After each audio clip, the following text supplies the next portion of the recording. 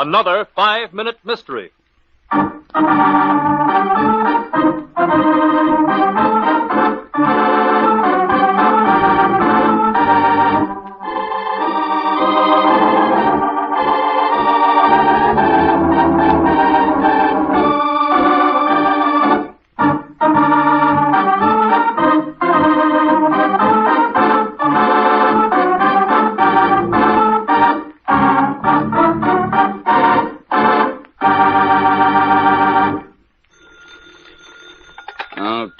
Okay. Homicide Division, Inspector Nichols speaking.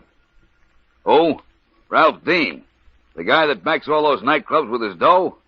Where? Right. I'll be there in 10 minutes.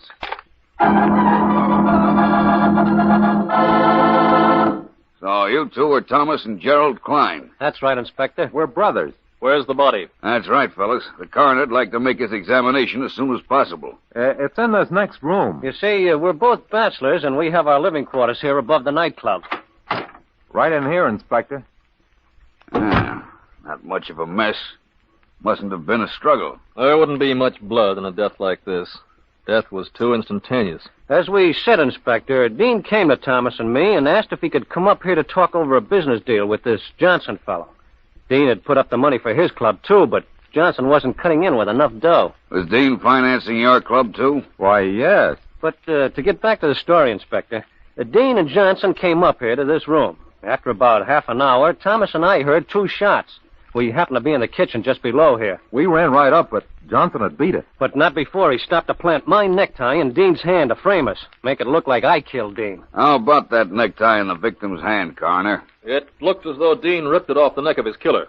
See? Johnson's a smart operator. He knew it would look that way. Can you remove the tie from his hand, Coroner? Yes, if you want me to break his hand. It's a case of cadaveric spasm, Inspector. Dean has a death clutch on it, and the only way you'll remove it is by breaking the hand. Johnson must have gone up into our wardrobe, grabbed one of Gerald's ties, and torn it. Then put it into Dean's hand and forced the fingers around it. Yeah. Johnson was jealous of our business and was double-crossing Dean, so he thought this would be a way to kill 2 birds with 1 stone. He killed Dean and planted suspicion on us. You might as well store your alibi, boys. Johnson had nothing to do with this. Gerald, you fired the fatal shots as your brother Thomas stood by and watched. I'm arresting both of you for Dean's murder. Do you know what evidence proves Gerald pulled the trigger? In 1 minute, we'll be back with the solution. But first...